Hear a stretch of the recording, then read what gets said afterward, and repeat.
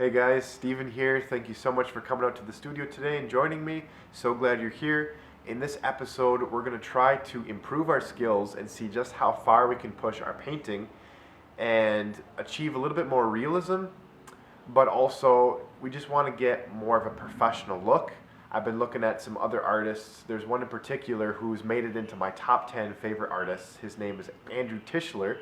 He's so good and he does photorealistic paintings, which I really admire. I don't necessarily want to go to the photorealism, but I think there's so much we can learn from artists who have been painting professionally for years and years and years. So I spend a lot of time looking at his channel, watching him paint and learning from him, and I compiled just a quick bunch of tips, if you will, to incorporate into this video. And so that's what we're going to use. Yeah, let's get into it. So I've already toned my canvas with burnt sienna, and I'm sketching out the basic components of our composition with more burnt sienna.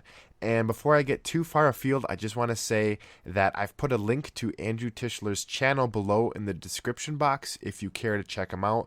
Since I mentioned him, yeah, he's one of my favorite artists. Definitely go and check out his channel as well. Again, the link to his channel will be in the description box of this video. Now we're just finishing up our sketch here. Just a basic sketch to know what we're going for. And let's take a look at the main colors we're going to be using today. So we have sap green, viridian hue, phthalo blue, ultramarine blue, alizarin crimson, and of course a big tube of titanium white, burnt sienna, and lastly yellow ochre. I did use a few other colors as well. I believe I used a little bit of black, burnt umber as well here and there, but those are the main colors that we're going to be using. So we're starting off with basically the farthest away subject in our painting, which in this case is the sky, and then we work our way forward in the painting to the closest objects in the foreground. So I'm just getting in that sky color. And again, the reason why we tone our canvas with burnt sienna is because when you're working with just a stark white canvas, it can play tricks with your eye and the colors that you're using and make them look a whole lot darker. It just kind of can change them up a little bit. Like you might be using, let's say, a gray on a white canvas, and sometimes because it's just so white, it can make it look really like basically black, even though it's not. So when you tone your canvas, it helps you judge colors really well. And here we're just doing our block in, which means we're just getting the basic shapes and colors down on the canvas and covering the whole canvas with paint. And we want to keep our layers of paint here really thin so that it can dry before going on to the next stage.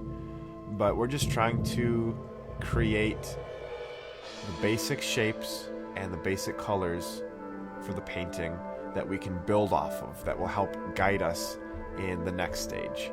So keep this stage really simple. Don't overthink it. Don't get sucked into putting in too much detail. Just keep your brush strokes kind of choppy and just get the basics down, because it's going to look much different, much different at the end.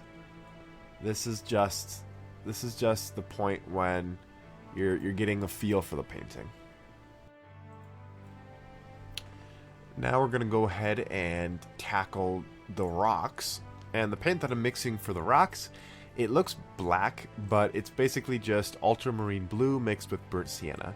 And there's a little trick that I learned that I think is really cool when you are painting dark objects as opposed to painting lighter objects. Keep your paint layers thin when you're painting dark objects. And in contrast to that, when you're painting lighter objects, like water in this case, you can really thicken up those brush strokes with a little bit more paint. And the idea is when light shines onto your finished painting, it will be reflected off of the thicker paint and not reflected as much off of the darker paint. So it creates a really nice effect where the painting just appears to come alive with highlights, and it creates a nice contrast, and it just really helps your painting pop in a really unique way. So I'm trying to incorporate that into this painting where I'm keeping the darker rocks just pretty thinly painted on. Even when I highlighted them, I kept the highlights pretty thin. But the water, I'm adding in more thicker brush strokes with more paint so that it reflects more light, and it will make the water look all the more vibrant and really draw your eye in without as much of a battle between the rocks and the water fighting, to draw your eye in. They'll complement each other, in other words. So yeah, I'm trying that out. It's really fun to practice that. That's a tip I learned as well that I wanted to incorporate into this painting. And now that I have the painting blocked in, I'm ready to move on to the modeling stage. And you can see that's where I am starting to create a little bit more detail, and I'm starting to build the painting up a little bit more with a closer look into what it's actually going to look like when it's finished. And you notice too that I, at one point, and even now a little bit, I went back and darkened the sky up a little bit. That's just because when I got farther along into the painting, it was just a preference thing. I was like, I just want to darken up the sky a little bit. So I went back and did that. That's fine, even though we kind of already did it. Yeah, that's totally fine to go back and do that. But think of the first stage, the block-in stage. Think of that like you're building just the bare bones of your painting, and then when you move on to the modeling stage, it's like adding more flesh onto the body of your painting. So that's what we're doing here. We're starting to get a little bit more into the detail, and I know it looks like I'm using white for the highlights, but it is far from white. And that is because we want to save our tonal best for last. We want to end with the brightest highlights being that pure white, so that they can stand out all the more. Because if we get into white too quickly, that is as light as we can get. We can't get any lighter than that in our painting. So we want to save that for the end, because otherwise it'll throw off the whole highlighting of your painting if you just break into that white too early. So we're gonna really tone down our whites at this point and our highlights. You can see here I've shaped, the curl of the wave a little bit more. I'm also putting in more detail to the foam and the spray on top of the wave, as maybe the wind is kind of blowing the opposite direction. The lighting that I chose kind of makes you think it might be a little stormy out. I like that, so we're just gonna keep on working on the things that are farther away and then working our way forward. Even, in this stage, it's the same as the first stage. You work from the farthest away to the things that are closer up. You can see I added just a little bit of green into the crest of the wave there. And I'm just continuing to apply a little bit more paint, a little bit more color in shadowy places, of course, darker blue mixing.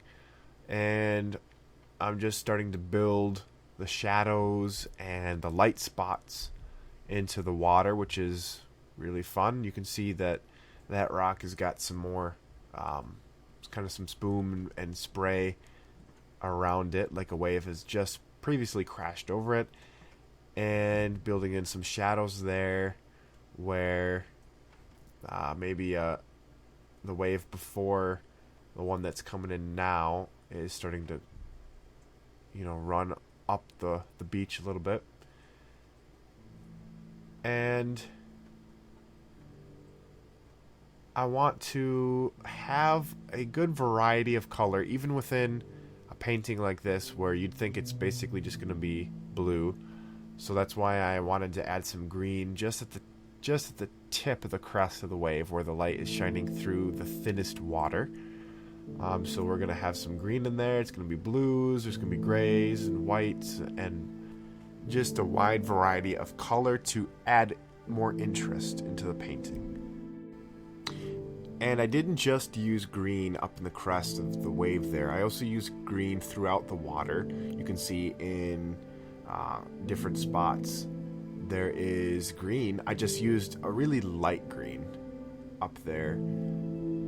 in the crest of the wave where the water is thinnest. You can see I'm using a little bit of a darker blue just to add in a little bit of shadow of that lip of the wave, where it will really help that highlight just stand out all the more. And I'm highlighting also the crest of the wave. You can see that's where my light source is. That's where the light is coming from. It's trickling in from the top left corner, and it's shining through the wave, and it's shining through the spray of the wave, and it's also going to hit that bigger rock up on the right, on the top part of the rock, and also it's kind of shining over the wave and hitting a little bit farther up on the water that's coming up on the beach, and also the rest of the beach as well. So keep that in mind for our highlights going forward. And painting water like this is so fun because you can really make it look like it's moving and swishing and frothing and curdling and foaming just by adding in highlights and shadows here and there. It just, the way you do your brush strokes is going to it's going to really give the flow of the water. So I'm just conscious of how I'm doing my brush strokes, up and down, side to side, and creating frothy, foamy lines in the water just to give it a nice look. And you notice as well that I'm starting to come forward. I'm working on highlighting the rock there now. And for that, I've really found for doing rocks, having an angle brush of some kind where it is, a flat angle dagger brush is really good for doing rocks, especially. Andrew Tischler uses that kind of a brush a lot for doing just about everything. He uses it for water. I just found it really works well specifically for doing rocks, hard rock edges and whatnot. So you notice that the painting is taking on a lot more form as I go forward in the modeling stage.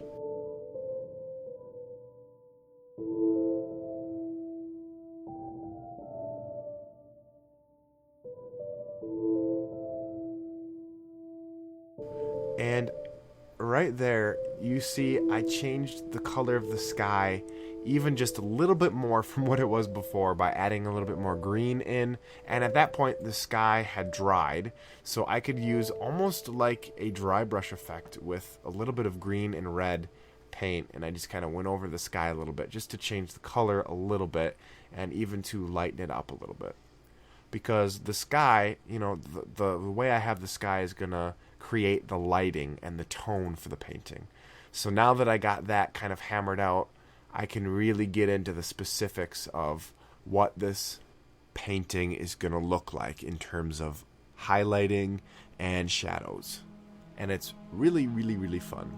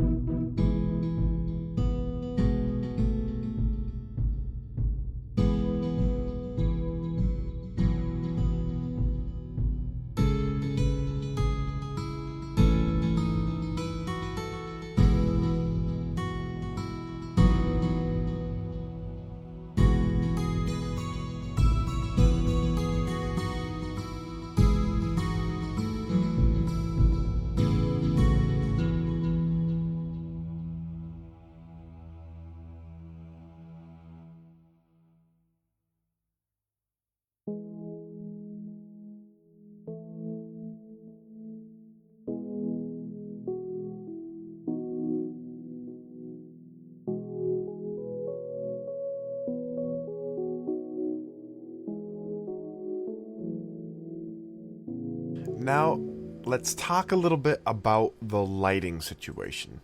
So, I looked into this a little bit more, and I kind of figured out by watching different videos that your lighting is super important when you're painting, because if you have the wrong kind of light, you're going to paint your picture according to that light. And then when you take it out of that light and get it in, natural lighting, and you put it up in your house or whatever, or in a gallery, it's going to actually look way different than it did when you painted it, because the lighting was different, because the lighting was wrong. So what's the best kind of lighting to use? So on a scale from warm light to cold light, you want to be somewhere right in the middle, but you want to err a little bit more towards cooler light. Because when you are painting with, let's say, if you have a lot of warm light, and I've experienced this myself, when you have a lot of warm light that you're painting by, you're going to tend to shift your colors towards cool colors to compensate for that. And what happens when you take it out of that warm light and you get it in natural light, your painting will just look really, really cold, and your tone, your colors, everything will have a cold tint to it. And then the converse of that is true as well. If you paint by really cold light, you take it out, your painting is gonna look way different on the warm side. So the sweet spot is right in the middle between cold and warm lighting, just erring a little bit more towards the cool side, slightly, so that when you take it out, it's going to have a nice, lively, just at the right level of just enough warm to really make it look really lively. So that's a little lesson on the lighting. You notice that I had changed the water down below a little bit, because as I was looking at the painting here, I noticed that it was just way too thick of water coming in on the beach. So I added in some paint and kind of shrunk it down a little bit, and now I'm highlighting it again. And I really liked doing that because it not only helped perspective, but it also made the water, when I mixed in some paint over the top of it to bring it down, it really made the water have a nice color to it, and it kind of had the highlights that I wanted, just right there after I did that. So now all I really have to do is go over the top of it with titanium white to finish off the highlights. So yeah, it worked out well. I just had to change it because it was the water coming in on the beach. It was just too thick, and it was too large, and it just didn't look right in perspective. So I dropped it down by kind of repainting it a little bit. And now I am highlighting with our titanium white over the top of it. And you notice too that it really helped make that water coming in pop. I guess you could call it like the undertow or whatever. It really helped it pop when I added in some darker green shadows, underneath it, kind of in a line. So here I'm working a little bit more on the sky. I wanted something up there, so I put in some illusions of maybe some distant clouds, where some of them are dark, some of them are light, and I really thought that tied the painting together well between the foreground and the sky. So at this point, I thought it was done, but I looked at it, and you notice right there, that part of the water, it just looked too straight and unnatural, and I didn't want it to have that look, so I went back, I painted over it, and I kind of smoothed it out a little bit until I got something that I liked. Okay, so the painting is finished, and I'll have to say, I know I've said this before, but it's really true. Watching other people paint is the best way, I think, to learn painting yourself. And so that's what I did with this other guy I mentioned, Andrew Tischler. I watched him paint, and just doing that helped me to paint this painting. And so that's what I want to bring to you guys. I hope you learned a lot. Keep in touch with my channel. Maybe click the bell for notifications. Leave a like and subscribe for more painting videos. I try to do one every week or so. Until next time, God bless you guys. We'll see you later.